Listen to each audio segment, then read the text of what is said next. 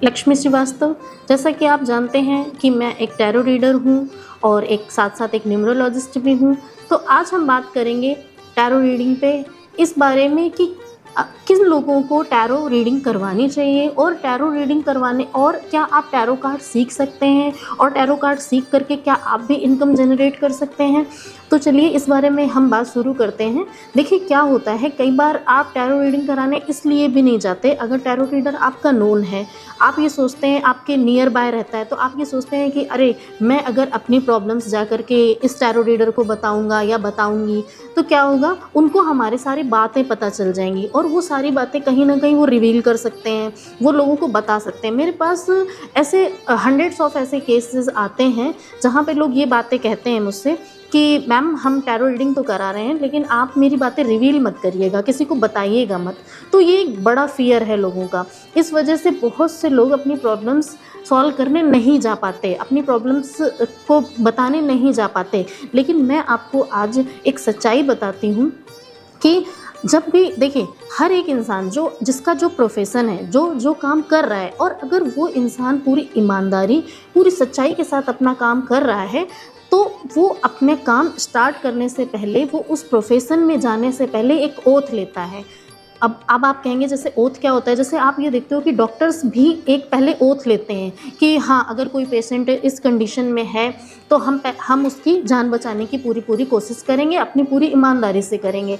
तो ऐसे ही एक अच्छा एस्ट्रोलॉजर जिसको अपनी विद्या पे भरोसा है, जिसको इस बात पे गर्व है कि वो इतना अच्छा काम कर सकता है कि वो लोगों को गाइड कर सकता है, वो अपने गाइडेंस के थ्रू लोगों की ज़िंदगी सुधार सकता है, तो हाँ बिल्कुल बेसिकली वो एस्ट्रोलॉजर एक ओथ लेता है।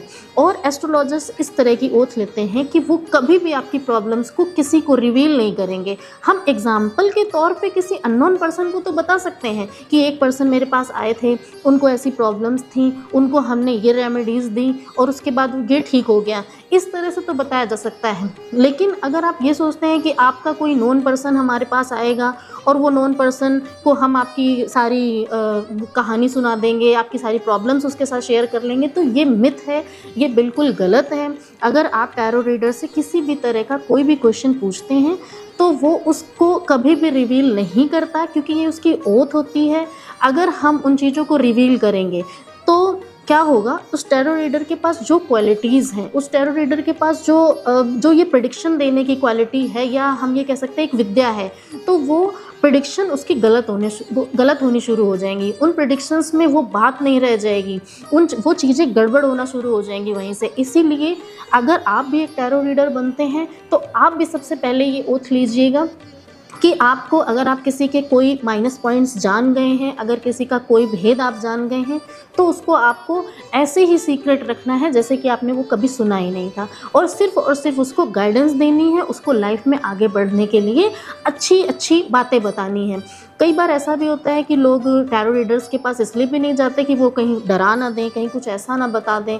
देखिए, हर एक काम की अपनी एक लिमिट्स होती हैं। अगर मैंने ये कहा कि ओथ होती है इसलिए कि आपकी चीज़ों को रिवील नहीं किया जा सकता, तो ऐसे ही ओथ ये भी होती है कि टैरो रीडर आपकी 4 प्रेडिक्शंस कभी नहीं बताता। उनमें से सबसे पहली डेथ की, अगर नियर डेथ आपको दिख भी रही है तो भी आपको ये करना है कि आपको, अगर आप टैरो रीडिंग के प्रोफेशन में हैं तो आपको ये बात कभी भी रिवील नहीं करनी है। दूसरा, अगर कोई पर्सन अपने बच्चे का ये पूछने आता है कि बेबी गर्ल होगी या बॉय होगा, तो जेंडर कभी भी रिवील नहीं करना होता है, क्योंकि जेंडर क्या पता, अगर आपने ये बता दिया कि हाँ बेबी गर्ल होगी और उसने अबॉर्ट करा दिया, तो इसलिए कभी भी जेंडर रिवील हो सकता है, कार्ड्स के थ्रू हो सकता है। कई लोगों का मैंने पहले से जाना भी है और हर एक टैरो रीडर जान सकता है अगर आपकी इंट्यूशन स्ट्रांग है तो।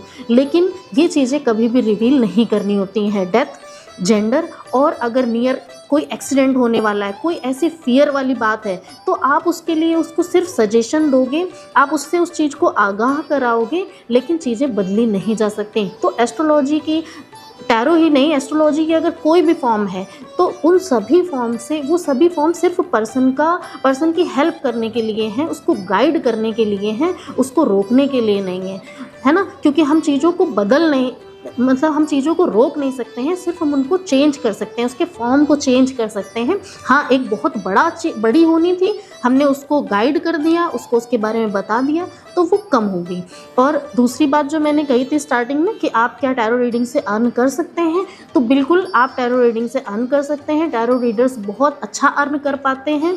और कई बार लोग इसलिए भी टैरो रीडर्स के पास नहीं जाते, उनको लगता है कि बहुत हाई फाई फीस होती है, तो ऐसा कुछ भी नहीं है।